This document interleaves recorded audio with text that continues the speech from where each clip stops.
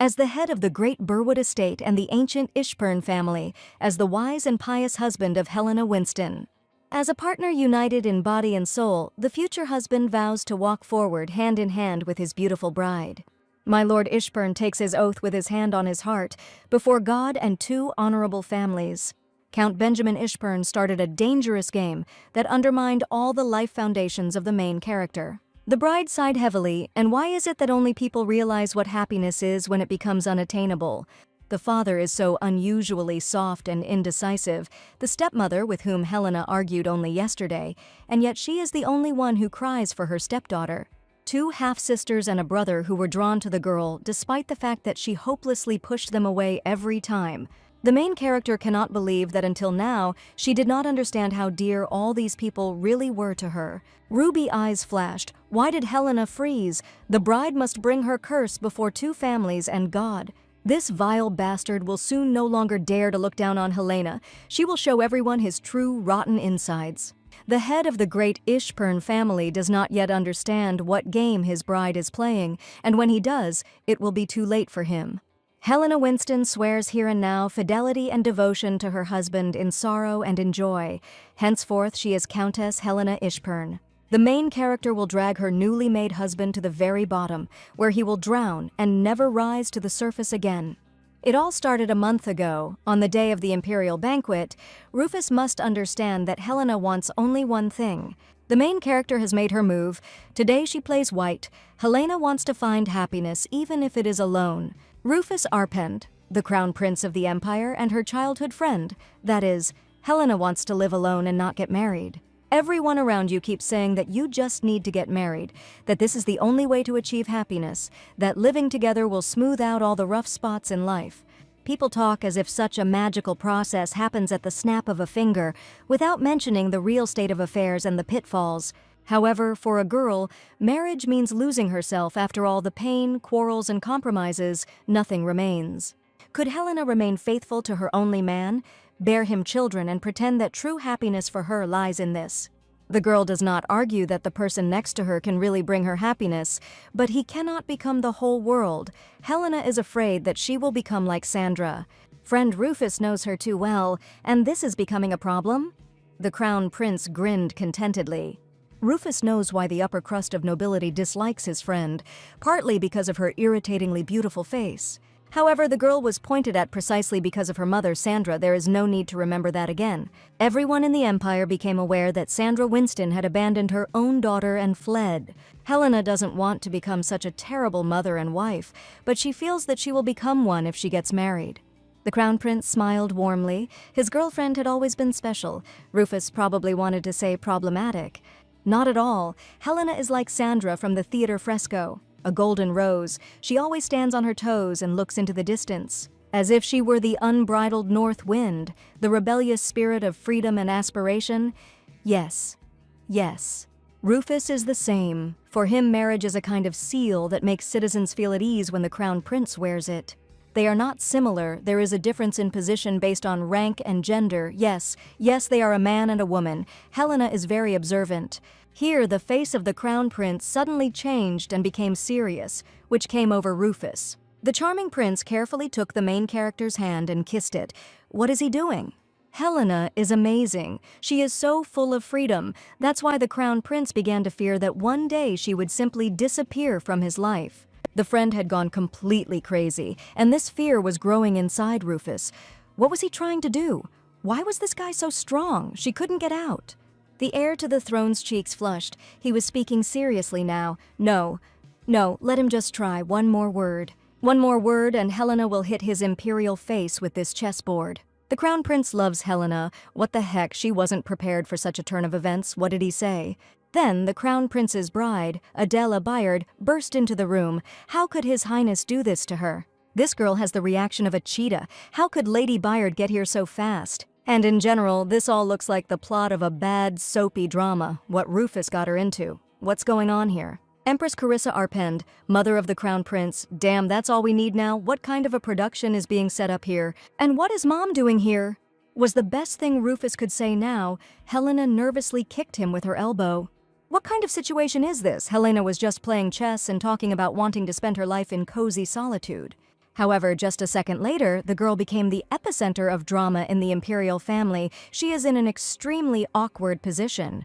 It's all a big misunderstanding. The crown prince's mother, the crown prince himself, his fiancée, and Helena, caught in a secret meeting with him. You need to gather all your composure and get out of this situation. You can survive even in a cave with a tiger if you stay calm. The brain's algorithm is running. She saw Rufus eat a booger when they were 8. Since then, he has ceased to be a man for her. Therefore, Helena is innocent. Besides, the heir to the throne has a fiancé, so everyone decided that Rufus does not want to marry Lady Bayard. What is this setup man talking about? That's right. No one present heard it because the crown prince loves Helena Winston. What? No, no, and no. Everything is wrong. The damn Creighton got everything mixed up. Let him stop blushing right now. The purple eyes of the failed bride immediately filled with tears, and now she was developing this ridiculous drama. It's a simple misunderstanding. Rufus just hit his head during sword training. Now Helena will hit him, and everything will go away. The Empress, in a steely voice, ordered her son and his bride to follow her, Lady Winston would like to explain.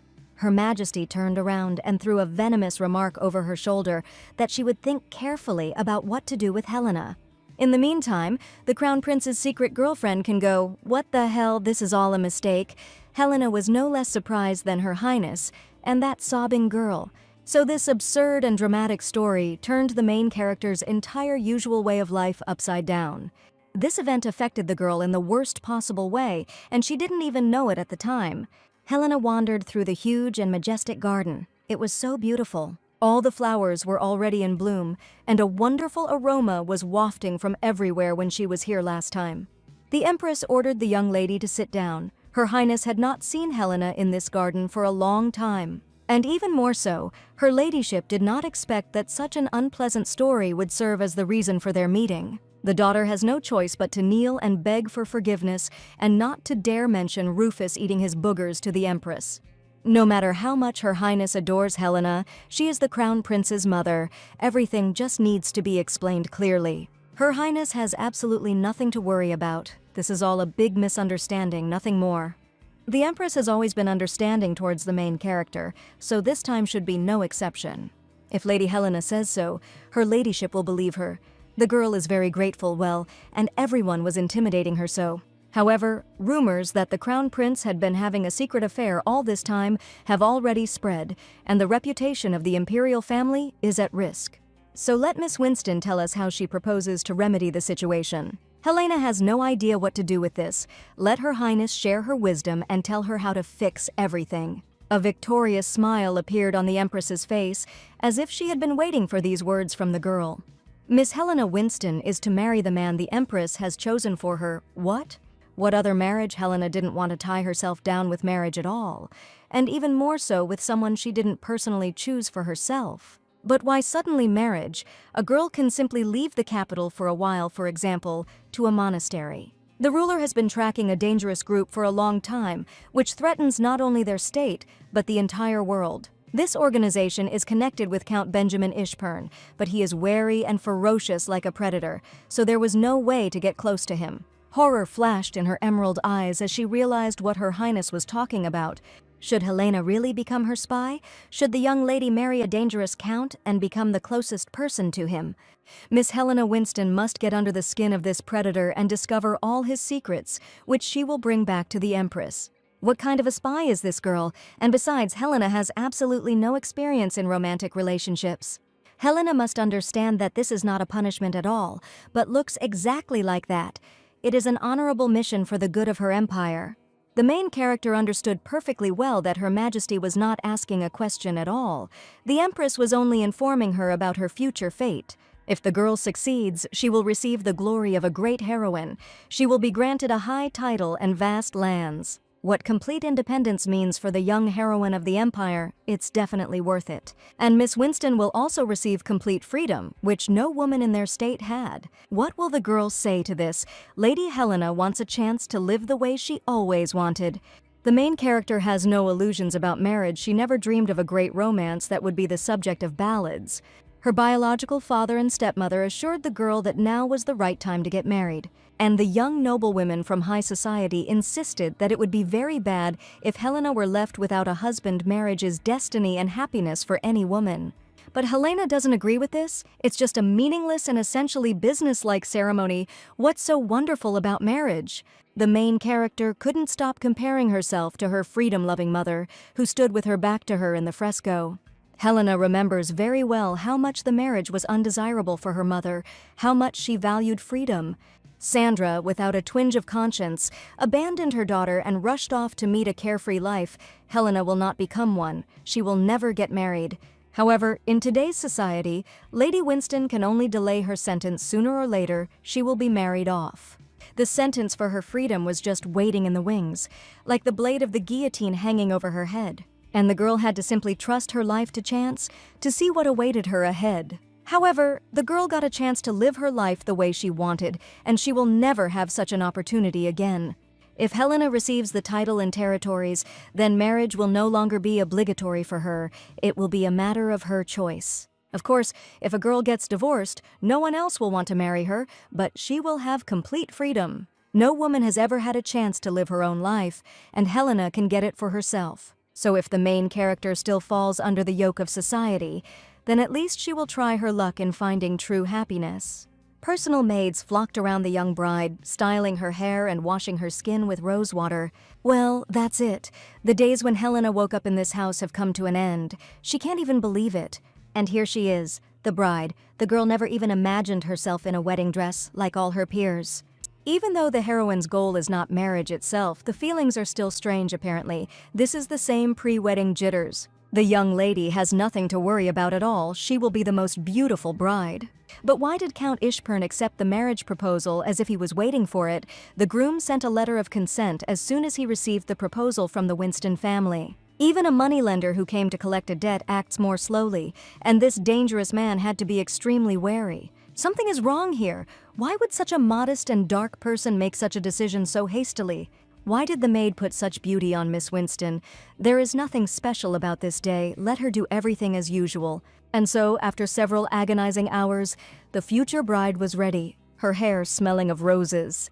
And the white dress promised a new life for the girl, and she eagerly awaits what fate has in store for her. The main character took a deep breath and walked out into the hall of the Winston estate. From this day on, she controls her own destiny. Little children immediately ran out to Count Ishpern's future wife. Their little sister looked wonderful. Henry Winston, Jr., Helena's half-brother, and what's going to happen today? Everyone's so worried. Ira Winston, the heroine's second half-sister. Henry is so stupid. Today there will be a celebratory banquet where their sister will meet her fiancé. That's right. Helena asked her maids to do everything as usual, but they still dressed her up. Her sister looks great. Eliza Winston, first half-sister. Henry and Ira must stop fiddling with the hem. It will wrinkle. Helena must not be so indulgent with them. My sister is reading again what she has there. Problems with the right to withdraw from a contract in the history of trade. And how old is she really? Eliza has only recently shown interest in financing. This girl can easily rule the world. My sister is such a great girl. Helena is infinitely proud of her. She is the genetic miracle of the Winston family. Let him never allow himself to think otherwise. His half-sister immediately became sad, and they will be able to see each other after Helena's wedding. Eliza really doesn't want her older sister to leave the capital. Everyone around thinks that Helen is lucky, but not Eliza. And in general, her sister did nothing wrong. It's all unfair. The world is indeed full of injustice, or rather the people in it. But this is not always the case. It's a big dark secret, but Helena actually plans to become a successful spy and gain wealth and fame. Helena is cool. Yeah, well, that's it. Eliza felt relieved. Let her set off on the ship of love. Why is her sister such a bore? It's all because they are stepbrothers. Helena is at it again. It's a joke. Trouble. Count Ishpern has arrived at the Winston estate. Why were the maids so upset? The rumors that Mrs. Helena's fiancé was incredibly handsome were shameless lies. That is, this vile and slippery guy is not even handsome, as Helena thought, and will probably turn out to be dirtier. Count Ishpern is inhumanly handsome. Such a thing simply does not exist. He is fantastic. At the banquet, everyone will notice only him. What? What? Helena cannot allow someone to eclipse her beauty. This was her main trump card. Let the maids follow her. Let them take out all the accessories that were put away. Today the bride must shine. She does not want to be overshadowed like that. The young lady can rely on her maids. All the men will look only at her because that's what my lady always says. All men will look at their little sister. Ira wants it that way too. Let the children not even think about expressing themselves like that in front of their parents. Well, that's a completely different matter. Beauty is Helena Winston's territory. There was no need for some count to even meddle there. Now it's time to prove to everyone that no one can compare to Helena Winston. The show begins. As the maids had promised, all the men's eyes were hopelessly glued to the bride, and that was just wonderful. And the girl will inevitably receive a counterattack from now on. She will have to be on guard all the time. Well, where is that indescribable handsome man? Everyone kept saying that he is immediately visible, his beauty irrevocably enslaves. As if Helena hadn't seen many handsome men in her life, he must be a pretty ordinary guy, what the? That guy really does seem to glow. The others around him are like shadows basking in the rays of his light. Marbled skin, chiseled features that you could cut yourself on, hair the color of night. He seemed to have stepped out of the canvas of a great artist. This can't be, a person simply can't be that beautiful. Even Helena pales in comparison. This is definitely a person. The girl can't believe her eyes. It's disgusting. And this is even more suspicious. Such an incredibly handsome man is not married and has been hiding in the village all this time. Why all of a sudden? The bride, as if enchanted, walked straight up to the handsome young man without even noticing it, which means her name is Helena. Wait a minute, when did the girl manage to get so dangerously close to Count Ishpern? This guy has such a strange effect on her. Helena is not herself. The groom gallantly kissed her hand, calmly. Count Benjamin Ishpern at the service of Lady Helena Winston. His smile was sharper than a knife. The bride's legs immediately gave way. The main character immediately put on an indifferent expression and pulled her hand back. To which the handsome count merely chuckled smugly, wondering if he could steal Miss Winston for the first dance. Well, after this banquet, they will become husband and wife, so no one will say anything, even if they dance all the dances together. It was very bad. It was very bad. Helena shouldn't allow herself to react like this to every breath of the object of her espionage. But she can't help herself next to him. The count asks for forgiveness for his awkwardness. He has never danced before. For a beginner, Count Ishpern's steps are simply impeccable. The groom had been practicing before today's banquet. She must think of something else. She must not fall before that face and perfect body, worms, broccoli, Rufus's boogers. What's the matter? The girl is completely unable to ignore this enslaving beauty. And now his cheeks have blushed so cutely. What can you do about it? Just stand there. This is the worst thing a spy could do on her first day in a new position. Her Majesty should understand a sinful woman. And who would have known that it would not be the mysterious count who would fall into the love trap, but Helena herself? You need to pull yourself together. Lady Winston hasn't danced for a long time. She's feeling dizzy. She should rest. Let the future bride not deny herself anything. Activation of the killer smile, enough. This night will be long. Count Benjamin will be glad to meet her with Miss Helena. Did he do it on purpose? The main character, with titanic difficulty, tore herself away from the company of her future groom and secluded herself in the hall.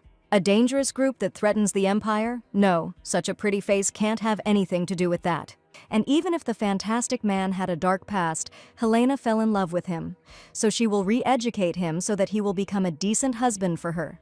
Wait a minute, that man is the escort of the perfect count. He brought him with him. Apparently he was a knight. But why then did the future groom take only one knight as an escort? Moreover, this escort even came to the ceremonial banquet, which means he is the trusted right hand of Count Ishpern. And where are these two headed without the beautiful bride? Should Helena follow them? Who is the girl kidding? She just doesn't want this angel to disappear from her field of vision. How can Count Ishpern be so careless? This is still his territory. And what exactly these two are talking about in such a secluded place looks very suspicious. As the Count's fiancé, he is surely head over heels in love. Helena is sure that she has captured his heart with her terrifying presence. Come on. She wants to hear about this angel's feelings for her, about his great love. This girl is completely worthless. What did he say? This is a forced marriage of convenience. All the nobles are disgusted by the young count, a typical depraved noblewoman. This girl is wagging her tail, confidently believing that she is seen as a queen. Just a pitiful sight. He is tired of living. Is the future bride really so disgusting to Count Ishpern, and it is not evident from his facial expression? So, divorce is just around the corner. That's right. Only by that time her dowry will be spent, and this empty shell will return with nothing. Okay, they need to discuss the cost of moving through the gate. They need to check if the Countess's share for the return trip has been taken into account. Has the money really run out? The cost of renting his lordship's outfit turned out to be higher than expected. Damn nobles, to pay so much for some pieces of fabric, they are all just useless trash covered in tinsel. The main character had no face at all. She truly believed in her irresistibility, and her only love had just trampled her and thrown her into the dirt. One of the noble gentlemen congratulated the future bride on her engagement.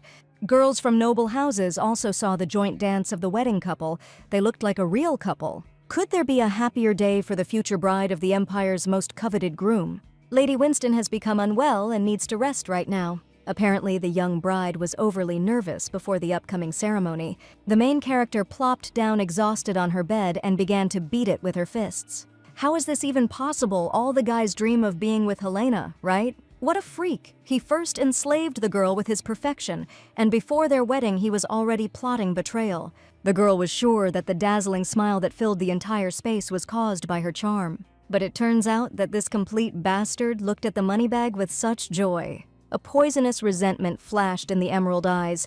This guy is climbing to his death out of turn. The main character clenched her fists in anger. She is fucking Helena Winston. It is she who all the noble gentry of the Empire dream of, including the Crown Prince. And Helena dared to fall in love with such a freak. It makes her furious. She is so disappointed. The girl started whining and hitting the pillow. It was so annoying. However, the future bride was incredibly lucky to overhear the secret conversation, because behind the perfect wrapping she herself would not have seen the rot. And now Helena understands perfectly well what kind of a monster she will have to deal with. And their marriage will not be a romantic affair at all. It will be a war, and Helena will fight until her last breath. Benjamin Ishburn made a fatal mistake. Helena will turn his dirty soul inside out and burn it to the ground. And then he throws this beautiful but empty body into the ditch without any regret. No one dares to neglect her. Even if this slimy, handsome man begs Helena for mercy on his knees, she will not forgive him. Dreams are dreams. It's time to stop thinking about useless things and start getting ready for bed. There's a wedding tomorrow morning, and the girl still has to get to this damned backwater. The bride shouldn't fall asleep like this. She definitely needs to wash and change her clothes. Seriously, Helena actually fell asleep without even washing off her makeup. Her whole dress was in creases. What is this annoying sound? Apparently it comes from the balcony. It can't be a thief. How stupid and desperate do you have to be to commit a theft on the busiest day? The main character clutched the candelabra tightly and came closer. There was someone on the balcony. She was armed and dangerous. A male voice came from the street and said the bride's name, which meant he was her friend. The girl had a hard day, so she doesn't want to see anyone right now. What the hell is Rufus doing here? His inspired and contented look cannot help but irritate. Why is he here? The Crown Prince came here to apologize.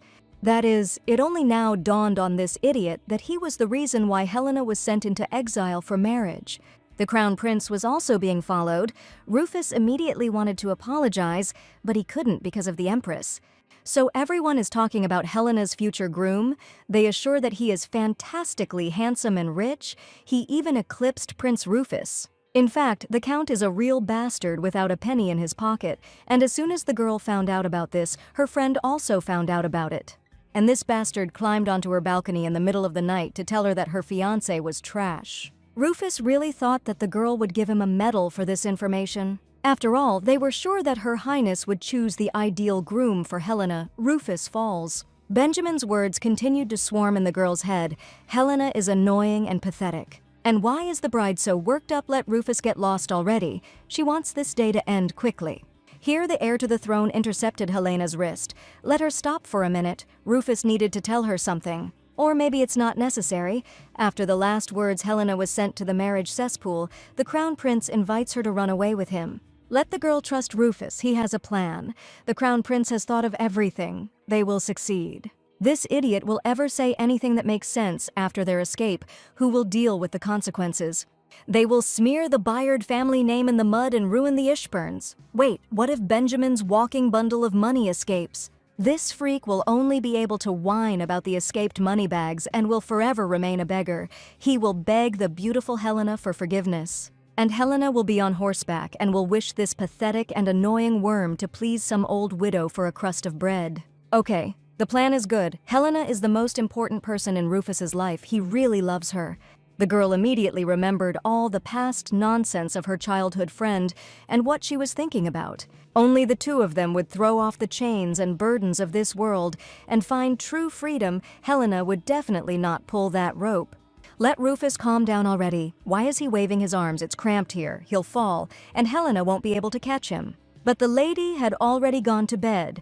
Count Ishpern saw a shadow on her balcony. He needed to make sure his bride was safe. That's it. But the young master and Lady Helena are not even married yet, so they cannot meet in private quarters, especially at such an hour. Well, damn, how did it happen that this freak was carried away towards her balcony? Just think.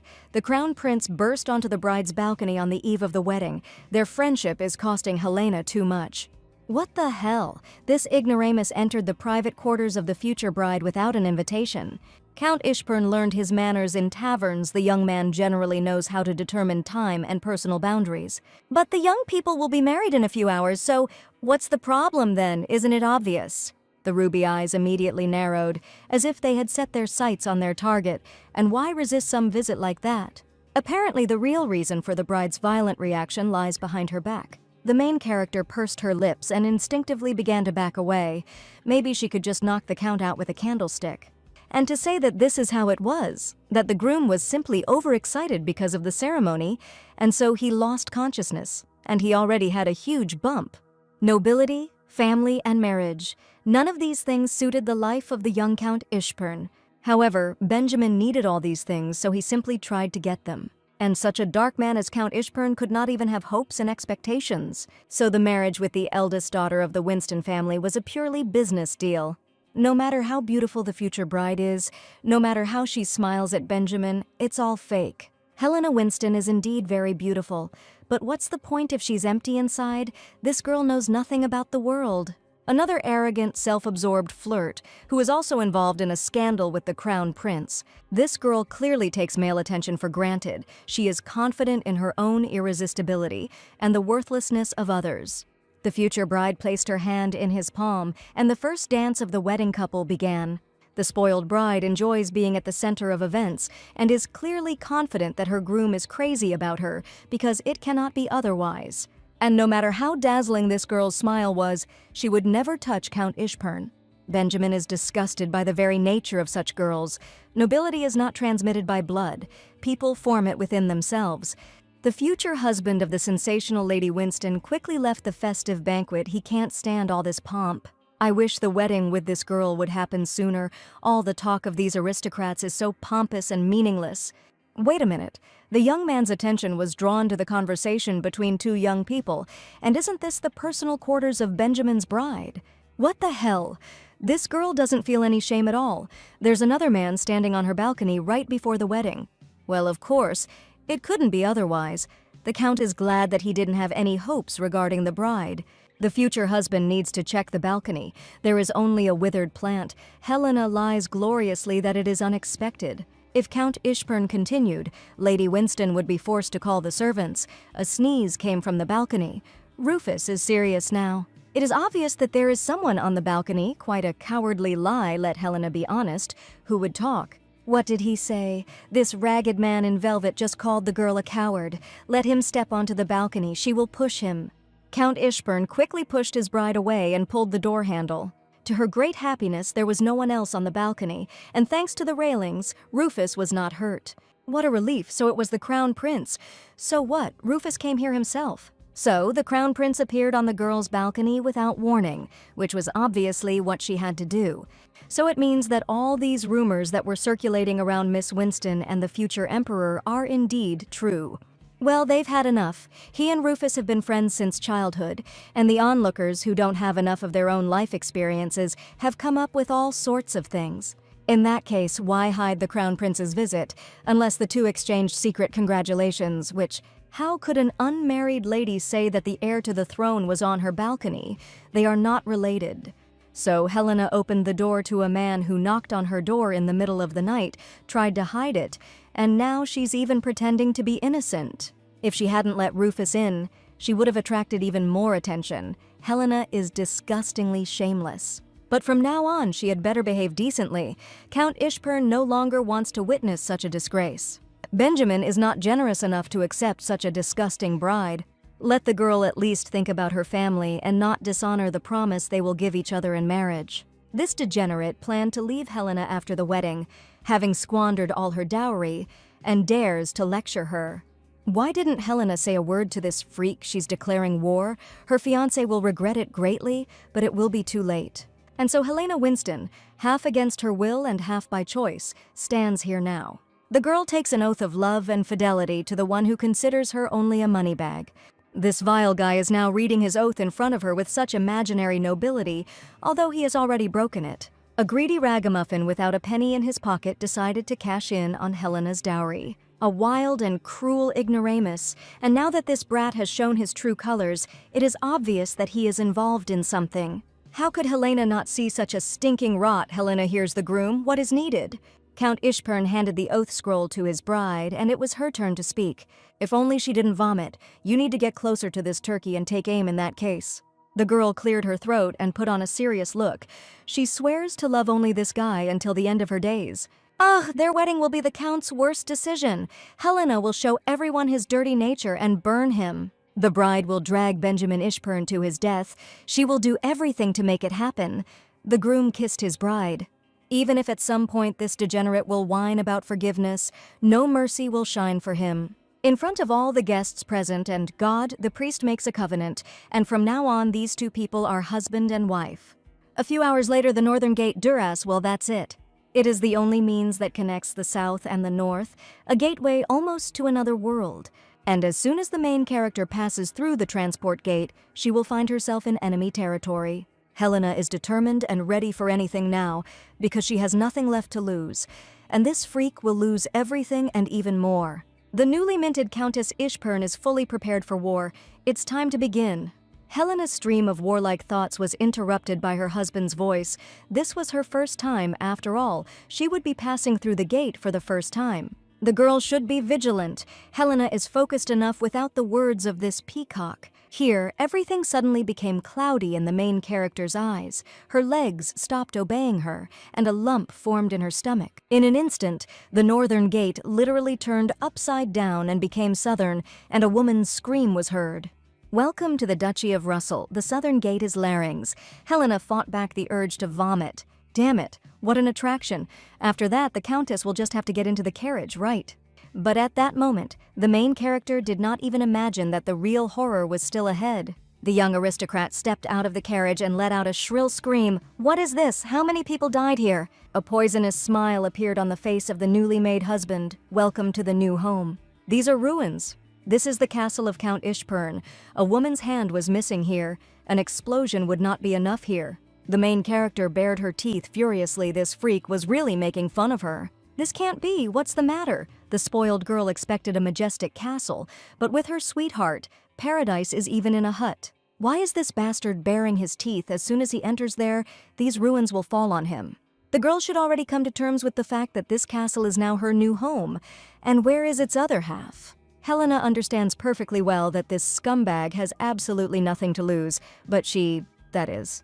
What the hell, this barn doesn't have a second half. It's dangerous to even enter a house like this. This is all a joke. Well, it is there. It's just a little burnt. Benjamin doesn't understand their language well or something. And someone really lives in these ruins. What a strange question. Of course we are talking about mold. The newly minted countess will also soon live in this castle, and she is Helena Winston, the daughter of the Count himself. The girl lived her entire life in warmth and safety, not to mention luxury and pleasure. The Byard estate has always had an exceptionally well-trained staff. What did the girl do to deserve all this? Helena will become good, honestly. The maid is mowing the grass or combing her hair. Let her give the comb to the countess. Helena can handle it herself. We must quickly find all the keys to solving the subversive evil that threatens the empire and the entire world. And with a sense of duty fulfilled, escape without due effort, but with a victorious farewell quote. The service staff had a hard time sorting through their mistress's wardrobe. The maids kept dropping things. What's so difficult about picking up a box and carrying it from point A to point B? And these are the people she needs to live with? Helena slammed her comb down on the table. They need to talk about the basics. They are all inexperienced. Let them not waste time on Helena, but get busy organizing things. These ruins need to be cleaned. The bathtub needs to be replaced. The bed linen needs to be changed everywhere. The Countess understands that the circumstances are indeed difficult, but they are all Count Ishburn's people. Taking care of the castle and its inhabitants should be their pride, and it takes effort to raise it. From now on, let the service staff be more attentive. That's enough. Well, that's all. All the servants can be free. There is no longer any need to satisfy the whims of this lady. What this cretin is talking about? Helena only pointed out direct obligations. Expecting the same standards as in the Winston estate is a whim. This place is different, and where is the reason for pride, since you can demand the same conditions from it? And who should Countess Ishburn turn to if she needs something? In that case, let the capricious girl turn to her husband. Ugh. But there are other options. He is not a quality employee either. And in general, Helena hasn't said the most important thing yet, but she will say it now, and what did she say? Pink dew. Every morning the Countess needs to drink a cup of rose dew. Without it, the day does not seem to have begun. This is exactly what the whims of a spoiled aristocrat look like. This blockhead clearly understands. So it would be clearly better to train staff to perform their duties efficiently. Is she a fairy or something to drink some kind of flower nectar every morning, and Benjamin only noticed it or something? The Count will ignore such whims. It's incredible. She can't train servants. It is also impossible to ask this peacock, how can one be an even worse spouse? Let Helena learn a new way of life without parents who indulge in everything. Without obliging servants to cherish her every whim, there are no dullards here to follow her around. So now her days will begin without pink dew, and Helena doesn't look like a fairy at all. What Benjamin said is so wrong, the only one who needs to get used to it is him. The Count cannot manage the family castle in such a state. This is the real whim of his laziness. A person who does not even try to fulfill his responsibilities cannot call himself an adult. So there is no point in pretending to be a great guru of self-government. Come on! Helena gave him a good slap on the nose. She's expecting a triumphant reaction. Come on. Count Ishburn doesn't care at all about her opinion. This can't be. Let her think as she pleases. That's wonderful. His social funeral is already in her head. By the way, let the Count find himself a place under the stars because he wouldn't dare share a bed with such a spoiled girl. She doesn't have to worry about this at all. Benjamin won't sleep with her, even if Helena asks. What a bastard. Now the girl understands perfectly why Benjamin was hiding in the village all this time. Lived in the slums, and there was no point in starting to live differently. Helena will take this bed, and her husband should not even think about approaching her. It was clear to him that the girl grabbed the blanket with a victorious look and heavily plopped down on the bed, just like that. The young head of the county of Ishburn only sighed in dismay at how much stupidity and pomposity there was in this girl. Benjamin continued to leaf through his papers. Everything went quite well. What was that annoying sound? Helena looked so tired. So why shouldn't she fall asleep? The young man must not pay any attention to the spoiled aristocrat, otherwise he will lose. But this sound irritates him so much that the Count cannot concentrate on his business. The young man suddenly approached the bed, wondering what Helena was doing. This is bothering the girl. Why is there a table here and not a chest of drawers? First the pink dew, and now this. In order to fall asleep, she needs to hold on to something.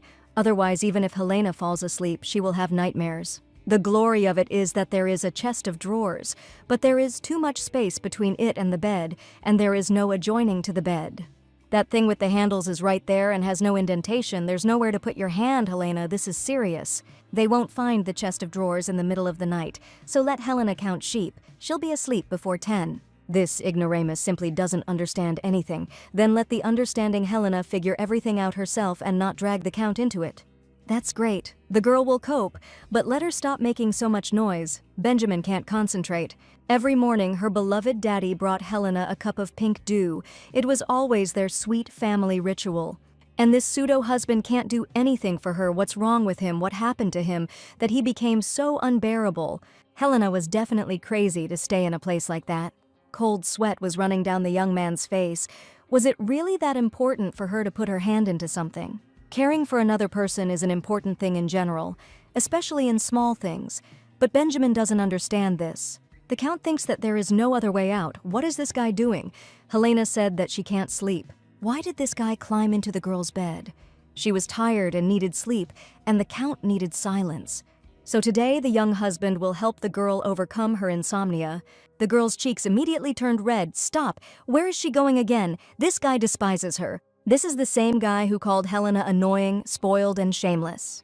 What the hell? His shirt had treacherously slipped down and exposed part of his torso. Well, Helena resisted as best she could. But the time has come to admit that Helena Winston, or rather Ishpern, is weak next to him. We need to fight. Helena is on the battlefront and can't fall for her opponent's tricks again. Why is the girl frozen? She would have been sleeping like a baby long ago. No. She knows what a beautiful angel this really is. No way. The main character really wanted to fight for her chance at a free life, and she won't let it slip away. Oh, what is this? Benjamin took her wrist. A pleasant warmth immediately spread throughout her body.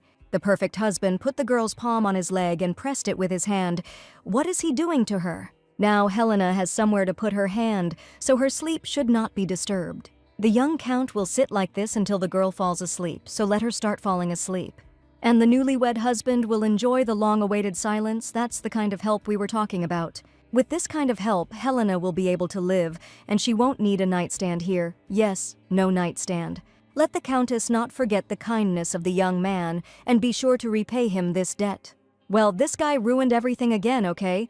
But Helena didn't lose, she just had no choice. Sleep is her everything. The handsome Count grinned. By the way, Benjamin mentioned that he doesn't sleep on the bed. And why? Just a minute, just don't let the stern young man say that it's because of Helena.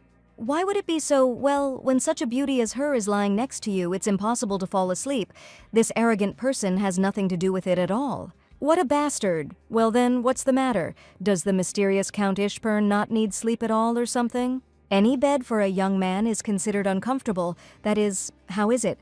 Benjamin worked as a mercenary for a long time.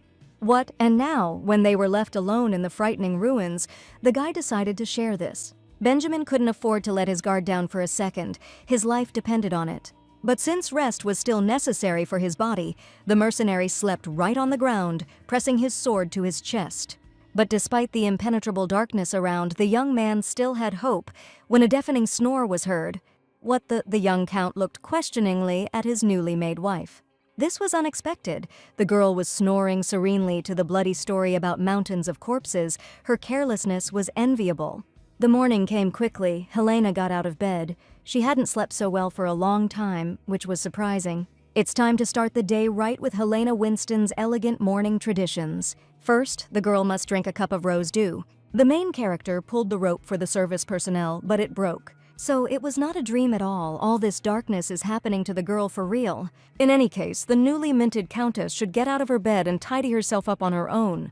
The girl can't find her clothes from yesterday anywhere or where she could have put them. Wait a minute. Helena felt some fabric under her bed, and why is it so dirty? And why are the countess's clothes lying on the dirty floor under the bed? The day hasn't really started yet, but it's already ruined. Here, the main character's attention was drawn to some sounds that were coming from the street, and then there was something else. As soon as the girl reached the window in her slippers, she was immediately stunned. In the training arena, her handsome husband, Benjamin, was swinging his sword in the sun's rays, wearing only a shirt that showed off all his stone relief. This guy is absolute perfection. It's illegal to be so handsome. I wish his nasty personality would go away. Count Ishpern really doesn't fit in this musty place, at least not with his fantastic appearance. Here, under Helena's palm, the glass cracked. What the hell? How could a window crack so easily? How can you even live in such ruins? The whole house is covered in soot and cobwebs. No one has cleaned up the dirt for years. It is impossible to believe that one can actually live like a human in these ruins. Who is responsible for Ishpernov Castle anyway? How can you not do anything about it? As the noble lady descended the dirty stairs, the entire hem of her elegant dress was stained black. This is all a nightmare. It can't be. The maids understand that dust and dirt are not part of the interior of the house. And who is responsible for the service personnel here? So this young man is a cook. Well, strictly speaking, they were just about to promote him from an apprentice to a vegetable manager. And this young man is in charge here. There is no one else here except him. This is what makes him the cook. He has stayed in this house longer than anyone else. This means that the ruins don't have a manager. If the guy has been working here for a long time, he should definitely know when the fire happened here. What caused such a large-scale fire, and why is no one dealing with the consequences? That terrible fire was 5 years ago, to be honest, but the young man knows little about it. Then his father fell ill, the boy had to leave for the city. 2 weeks later he returned, and the Ishpernov castle was already covered in soot. The servants with whom the young man worked simply disappeared, and mercenaries roamed throughout the castle. It was scary. Mercenaries, yes. Yes, those terrible thugs were hungry, and the young man had to prepare food for them. And then the boy's efforts were noticed by that man of fantastic beauty, that is, Count Benjamin Ishpern. The head of the castle seemed to shine, illuminating everything around with his dazzling radiance. The count said that they needed at least a cook. My lord hired him. That's how he became a cook here, and he knows what happened here during his absence. The former count and his entire family perished in the fire. Nothing else is known? This really seems to be true. Everyone who knew about what happened was fired to cover it up. An entire family was destroyed. You can't ask about that directly. This all looks very much like the methodology of a criminal group. The young man's name is Jones, that's for sure. If the cook remembers the castle before the fire, then he should have a good understanding of how many problems the house has now. The young man's cheeks immediately turned red. Jones understands this, but such a scale cannot be covered alone. Milady is familiar with the duty of a noblewoman, and now that she is the lady of the house of Ishpern, she will not leave the castle in such a state. However, they will need help to restore the second part of the house. They must act in a coordinated manner and with full dedication, and it will be accomplished. Ishpernov Castle. The structure of this estate shows that there is a long history here, and the people who served faithfully to the family of this castle would definitely not have simply disappeared. For 3 years, the former butler, Mr. Kurt, came to the estate of the county of Ishpern. The faithful butler said that if the house of Impern ever needed his help, Jones was to find him. The main character opened the gate and hesitantly stepped into territory unknown to her. Helena is not used to visiting other people's houses without an invitation.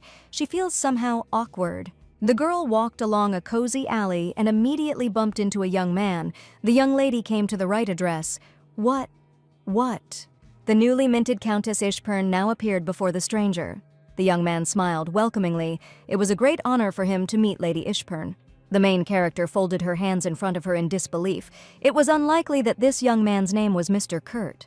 The girl is very perceptive. The stranger's name is Joe Wilton. He is now looking after this house instead of Mr. Kurt. Milady Ishpern may make herself at home. Joe is at her service. She probably has questions for him. The servants loved the castle and the Ishpern family itself on top of the green hills, even if the noble house had long since fallen. If anyone received this letter, then undoubtedly that person is the keeper of Barwood's pride. And for this day, Mr. Kurt leaves everything he has so that this man can help Barwood blossom again. So Sir Kurt is no more. The former butler waited until the last moment for someone from the Ishpern house to return. And during this time, Mr. Kurt passed on all his knowledge and experience to his young assistant. Since the departure of faithful Sir Kurt, Joe has been tending this garden on his own. This means that the girl was late, or rather, it was not she who was late, but the current Count Ishpern. Servants work with pride for the family that protects their lands. Nobles from noble houses bear full responsibility for their estates and for each person, so that its people can be proud to serve this house. The community is bound by love for the land, and this is what a noble house should be. And what should the girl do now? Her new house is in terrible disrepair, and its head doesn't care about it at all. Even if Mr. Kurt were still alive, he certainly would not have returned to these ruins. This is an incorrect assumption. And the former butler also said that the current head of the county will never forgive the people from the old house. It is very interesting, and why should her newly made husband forgive the murdered family? Apparently, he was talking about the events that happened during the fire. Mr. Kurt didn't say anything else. Towards the end of his days, poor Sir Kurt was already out of his mind. He kept talking about the terrible heat. This whole story definitely has significance. It's not for nothing that Benjamin tried so hard to hide it. Here, the young assistant bowed his knee before the girl. He would like to return to the Ishpernov castle. He understands the lady's possible mistrust, but Joe has been waiting for this moment and wants to repay his mentor for his kindness. The young man wants to devote himself to the Barwood house, and besides, Joe is very capable and modest, just like Helena herself. But how could the newly minted countess know for sure about the talents of an unknown young man? Let the lady give him a day. John will gather enough servants to manage the castle at the very beginning. after which the young lady can already make a decision about his admission to the headquarters of the Ishpernov castle. Well, Helena is ready to wait that long. Besides, she herself is already giving up. She really needs help. The Countess said that they needed to go on business, but they ended up at the house of the former butler of the castle. And here is the girl. Lady Helena is fine. Something happened. By tomorrow morning, a new manager will appear in the castle. Let the young man tell everyone how it is. And this is definitely my lady's first time in Barwood. How does she know where the former butler lives? Is this an interrogation or something? But what is much stranger is that everything in this house indicates that the newly minted countess was really expected here. And indeed, the scale is different, but the layout and structure of this one are identical to Ishpernov Castle. Someone really wanted the castle of the Ishpern family to rise again. A huge and intricate garden. To recreate such a creation in such a small space is a great feat. Every corner here is designed with precision, and all the plants are planted with special care. How much the faithful Mr. Kurt missed the home to which he had dedicated his years of service. In any case, Lady Helena Ishpern is now in Sir Kurt's debt. The main character looked at the house of her loyal butler and mentally paid tribute to him. And so the girl returned again to this kingdom of despair and despondency. What kind of darkness is this? When this energetic child arrives at these ruins tomorrow, things will probably go better in the castle. But there will still be the finances of the Ishpern house. It's scary to even get into there. It's a complete headache. How much more effort is needed to fix this place completely? They arrived at the Ishpern residence. Good joke. His knight's name is Aaron. Milady Helena heard that he is also a mercenary, like Count Benjamin himself, and she wonders if all southern mercenaries are so polite and gallant, or if Sir Aaron is special. The right hand of the head of the county stretched into a smile. Aaron is not at all special. Well, let's say. The young man really was a mercenary. He just had sisters, and they always said that you need to be kind to women. So Sir Aaron has several sisters. The young man went into mercenaries, wanting to help them collect a dowry so that they could marry successfully. Becoming a hired killer in order to provide a better future for his sisters, Aaron is truly a good man. And why is this damn dowry so important to everyone? That's why her husband married Helena. Wait a minute, damn the dowry. And when the head of the county returns, well, it's hard to say, why is my lady yelling so? Over there, a footman is taking a stallion to the stable. This horse belongs to Benjamin, which means he's already here. We must act quickly before this scoundrel squanders Helena's dowry. My lady must get down to business. You cannot trust the management of finances and capital to a man who has left his home in disrepair. This guy even threw his wife's clothes under the bed instead of hanging them up neatly. Here, his image flashed through the girl's mind again, and why this guy impressed her so much. The girl bit her lip angrily, and in general, Benjamin should be grateful to her for allowing him to sleep on a normal bed. This Mr. Perfect wanted to help Helena. Well, the girl with all her heart wants the same. The main character wants to help herself and will not allow the Count to tear apart her dowry, leaving her with nothing. What happened to Mrs. Ishpern? Why is she smiling so ominously? As the county chief said, life changes after marriage, and it's time to let him know that too. Meanwhile, the county chief was calmly taking off his clothes after riding. It was such a hot day today. The young count threw off his robe and touched the water with his hand. The hot water should wash away this fatigue from him. The young man immediately collapsed into the bathroom and breathed a sigh of relief. It was so quiet and calm here. And why is Benjamin so exhausted? Is it because he slept on the bed today? No, the Count knows perfectly well that the real reason for his lack of sleep is something completely different. How easy it is to think without this noisy girl. Here a woman's scream was heard. Damn Benjamin Ishpern. The main character stormed into the bathhouse in a belligerent manner, and the stunned Benjamin immediately began to scream. What the hell? Helena extended her hand forward and ordered her new husband to give her money immediately. What did she say? The young man turned purple and began to try to cover his body. Let him give Helena her dowry. This money belongs to her father and the Empress. Let this hysterical woman close the door. This greedy scoundrel was going to keep Lady Winter's entire dowry for himself, wasn't he? Let him close the door on the other side. Benjamin was literally burning with embarrassment. To his misfortune, he couldn't even reach his robe. Let Helena get out of here. What's wrong with the face of the former mercenary? Is he really embarrassed?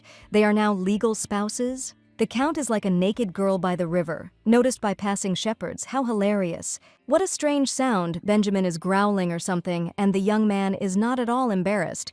It's clear to her. He is calm as an iceberg. Stop blushing like a young girl. The Count's entire body is underwater. What does this crazy woman need? The dowry money was originally Helena's, and the inheritance is her responsibility. She doesn't need her husband's permission. So the girl is here just to warn about it. Let the shy maiden continue her bathing. As soon as the door slammed shut, the Count sighed heavily. His face really did betray his embarrassment. What a nasty thing. The next day, temporary workers appeared in the castle, who were not currently assigned to anything. The young man will observe and leave only those who are capable so that the lady can hire them for official service. This teenager can rule the world. Helena even feels uneasy somehow. In that case, Milady Ishpern will grant this authority to her new manager. The young castle manager cleared his throat in a restrained manner and then let out a warlike roar for the pride of Ishpern Castle. For the legacy of their masters and their house, for the proud traditions, this place should shine, as should the devotion of its subjects. This guy is preparing them for war or something. The pride of the county's possessions is now and forever in their hands only. The steward calls on his brothers and sisters to turn this place into a castle worthy of their lord and mistress. Long live the general manager. No, this guy can definitely turn the state power upside down in one day. The aristocrat had been surrounded by so many guys all her life. They loved to show off their bodies and faces in front of her, but she was struck by the darkest type. And in general, Helena was used to seeing men without shirts, although it was not always pleasant, which is why the Count got so nervous. However, you have to admit, it's funny to see Benjamin confused, and now it's time for the starfish pose. Benjamin was so embarrassed by their conversation in the bathhouse that he didn't even come to spend the night in their shared room yesterday. Helena looked sadly at her empty and cold hand, but she really needed something nearby. The girl sighed softly. I wonder if her worst husband didn't come to spend the night today either. The Countess couldn't believe her eyes. All the dishes prepared surpassed even those that Helena had prepared in her own home. Joe is simply incredible, but the talent of the employer himself to see the true gift in his staff is also important. The Count also did not come to dinner, which meant there was no point in waiting for him as expected. Her husband was offended. Well, since such a dazzling girl has already been ignored today, she will write a denunciation of him to the Empress. Since his move, the girl has not yet sent a single letter to Her Highness. The Empress is probably indignant. But the newly minted Countess can be understood. She was in the process of accepting her unenviable fate. At least there should be some office supplies in this dump, and here's what the spy needs. The girl dipped her pen into the inkwell and began to write. For now, she only indicated the recipient of her letter. To be honest, Helena doesn't even know where to begin her story first. She needs to tell the Empress about her hopeless stress. Of course, it is necessary to describe in detail the state of her new house. Many rooms were closed. The main character wanted to explore the entire castle, but she couldn't do it without the keys of her annoying husband. So Her Highness's goddaughter, Helena Ishpern, greets her Empress. Lady Helena honors this promise with respect and devotion, and she was able to inspect the castle and its grounds. 5 years ago, a terrible fire broke out in the Ishpernov castle. The Count kicked out all the servants, and the residence itself was abandoned to its fate. And this abandoned castle looks like a home of ghosts and terrible nightmares. I wonder if Benjamin himself made the decision to let the county estate rot, although what difference does it make to her? Helena has no desire to add greatness to his family. She just wants to live in a place suitable for this. And during a walk with the knight Iran, the girl was captivated by the green hills of this place. The county estate is truly a beautiful place, hidden from prying eyes by fairy tale forests. To be honest, Helena was so taken by this view that she felt very sorry that such a wonderful place had been deprived of life. This is all the information that Her Majesty's goddaughter has managed to obtain so far, but it is already enough. Helena is already a good girl, but all her words are too straightforward. The Empress will definitely be worried. Meanwhile, the head of the county ran towards the bedroom door like an enraged bull. Okay, maybe I should redo the part about the state of the castle. It would be better to write more about this strange guy. What is that sound in the corridor? It sounds very much like angry footsteps. It can't be. I didn't sleep in the bedroom for 2 days, and decided to return at the moment of her denunciation. What a nasty thing. And what should the girl do now? The Count knows every corner of his bedroom. He must not see her letter for the Empress. The young gentleman opened the doors belligerently. Well, Helena understood the reference. The main character began to quickly hide her notes under other papers, but Benjamin would definitely notice. Count Ishpern began to examine the girl. He watched her every movement. This did not bode well. The girl failed to hide her secret correspondence in time, so she decided to erase the recipient. This psychopath scared a defenseless girl. Helena corrected the Empress on the Winston house. He scared her so much. Why would the Count need to knock to enter his private quarters? But Helena was here, and this madman came in without knocking, said the one who kicks down the door to the men. What he said. The spoiled girl decided to do everything her own way. The Count's house is full of strangers who turned it upside down. Benjamin himself forbade her to touch his servants, so Milady brought capable workers into the house. Wait a minute. Let this psycho try to tell Helena that he kicked them all out. That's right. Count Ishpern sent all the strangers back. But who does this ignoramus think he is? Helena is the mistress of the county, as is Benjamin himself. If he does not like living as a human, let him go to the fields. So the girl will do her job. What's wrong with making a habitable house out of the ruins? If the girl wants to play an aristocrat so much, then let her renovate the extension and organize her noble games there. And let him not even come close to the main castle. That's how it is. Now Helena is sure that this guy is hiding something. The enraged young man immediately turned to his wife. Well, judging by the reaction, Helena is completely right. Or maybe the whole point is that the new head of the county is hiding something that someone might find here. The wary Count turned completely towards Helena, his gaze falling on the desk. Benjamin silently came close to Helena. It was a little scary, but she didn't show it. And what about the annoying and capricious aristocrat? What does the husband say about this? A flash of courage flashed in her scarlet eyes. So come on, take 2 steps back. Does this girl have absolutely nothing to hide? Unlike this psycho, Helena does not hide a dangerous and criminal group behind her back. She serves her country. The main character has put on the most cold-blooded image. She doesn't hide anything, unlike her husband. While the girl was distracting Benjamin with her passionate speech, her hand carefully clutched the secret letter. After listening to the empty bravado of the aristocrat, the Count only shook his head wearily, which was expected. What else could a spoiled and empty noblewoman say? If not for the denunciation, Helena would have surprised more time with sarcasm and insults. It was too close. She should be more careful in the future. People usually have boundaries. And the head of the county expects that the noble person will respect his borders. But Helena is simply trying to make the castle suitable for living. Once again, life before and after marriage is never the same. And how could this guy even know? In that case, these words also apply to this arrogant expert. Life after marriage changes. Especially if his existence was destructive, Mrs. Ishpern would not tolerate it. The girl does not intend to become unhappy, although this has already happened. This is an aristocrat's problem. Then let this turkey not bother her.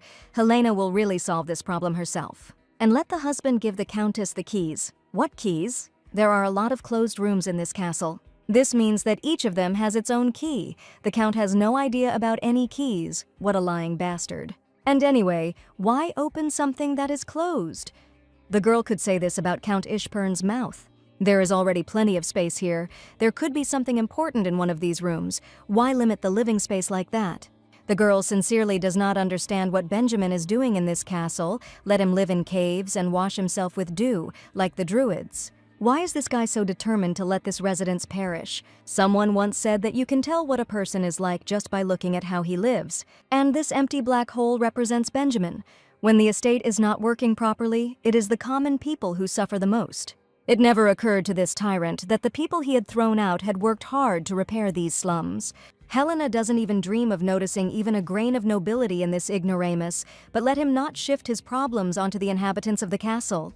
Even for an ordinary worker, such behavior is beneath his dignity, and the Count, after all, claims to be called a man. In that case, if the supposed manager considers himself a man and the head of the Ishpern estate, then he must behave accordingly. If he doesn't have even the rudiments of ability to manage a county, then let him return to the shadows. This place was truly beautiful, and now Benjamin's very presence here is an insult.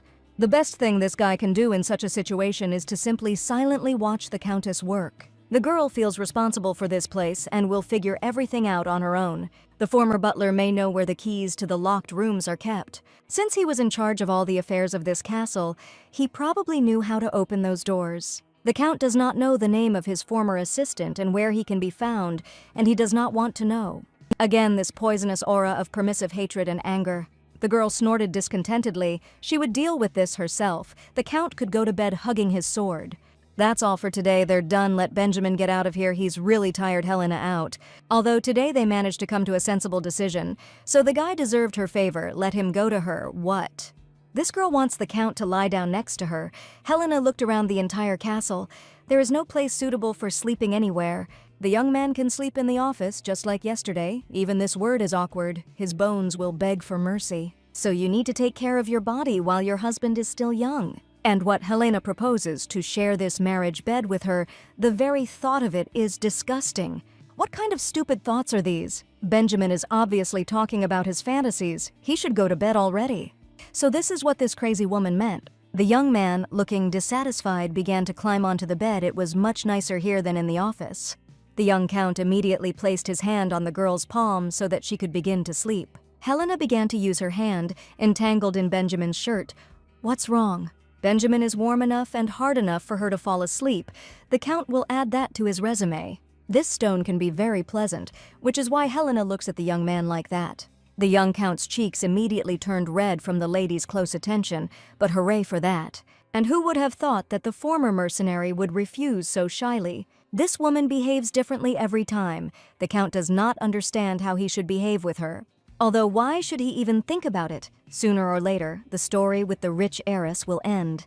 The spoiled aristocrat will return to her father's house, and the young man will remain here. Here the Countess's hand began to trace something on Benjamin's back with her fingers. This crazy woman is pestering him. Where is this shameless woman reaching? You really scared me. Why are you screaming like that? Benjamin is such a silly boy. Helena just wrote the word thank you on his back with her fingers. To thank the young man for taking care of her sleep, that's all. And what had the dear Count already managed to come up with for himself? The young man immediately turned away for no reason. Helena is truly grateful to her husband for lending her his back, even though he was not obliged to do so. Besides, today they had a real breakthrough in communication. They came to something in common. Now it is obvious to the heroine that everything is very complicated in this guy, and there are definitely bright spots. She is interested in visiting Benjamin's soul. What happened 5 years ago? What happened during that fire? What happened to the young man himself? The morning came quickly. The newly minted countess already had her entire day planned out. Sir Aaron was already waiting for the young lady Ishpern in the courtyard of the castle. And why did she need to harness the horses today? This girl is clearly not as simple as she might seem from the first day. The countess cannot sit still. She is always eager to fight. Where are they going today? Milady Helena needs to visit the old butler of the Ishpern residence. The knight looked at his mistress and immediately froze in shock. Mrs. Ishpern's mirror was broken. Why is the young aristocrat wearing these clothes? What is going on here? The main character smiled. Sir Aaron fully satisfied her expectations. It suits her. The trading city of Goha, a key transport hub connecting the east and west, and also illegal territory, which is teeming with mercenaries, adventurers, and vagabonds, so area in general. If Mrs. Ishpern wants to pass herself off as a man, she should stop swaying her hips like she's inviting a gentleman to dance. So my lady is looking for the former butler, but how does this relate to the outfit? It is better for a man to make a scene in such a place so that there is a chance to stay alive. Why would Lady Helena even make a scene in these dangerous slums when you can find a person without drama? What does it mean to look for a person? In fact, they and Mayor Aaron will force him to come to them. The knight does not like it. From now on, let the knight call Milady Heron. It sounds like a terrible plan. Heron means that such a stupid name does not exist. Aaron has no better name. Let him not criticize. Let the knight simply be next to the countess. And why did Heron rush forward so belligerently? The girl kicked the door down. Good evening. This is the biggest tavern in Gok, isn't it? What kind of idiot is this boy? Does he not know how to use the door, or is his legs really in the way? Here, the tavern regular began to look closely at the noisy guest, and sweat began to run down his face. Expensive outfits made of luxurious fabrics, jewelry made of the finest stones, the innkeeper began to drool. And this guy who is trying to make a hole in the head of the impudent aristocrat is clearly his expensive-looking bodyguard. Hello, such a distinguished guest in such a wretched place must be my lord in search of a grand adventure. An aristocrat has enough adventures without these second-rate scum. Heron is looking for someone here, so we are talking about a common man. The subject's name is Wesley. He has hair the color of the moon, eyes the color of the night sky, an athletic build. The kid has a crush on him or something, the old man said. Well, men just don't describe their purpose like that, as if this guy were a muse for my lord. Sir Aaron covered his face with his hand. What difference did it make how Heron described the man? If he was willing to pay handsomely for his discovery, a heavy bag of coins appeared on the table. As these rats have already understood, my lord will not offend them with a reward, so he will expect diligence from them. There were already too many rats, but the mercenaries understood their task. There was no need to repeat it. Let the aristocrat not put his money far away. And this scene Milady calls the most effective for finding the person she needs. At least she knows something about life. The two of them could easily find Wesley in this area, but this would be much more effective, let Aaron agree.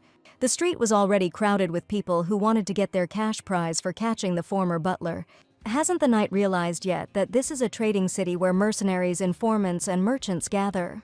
There's an incredible amount of people here. It's also a key transport hub, and Barwood isn't that far away. For someone trying to hide, this place is too open. Helena has already been to the head butler, Mr. Kurt, and was convinced of this. There, the girl realized that the Ishburn family residence had truly been loved at one time.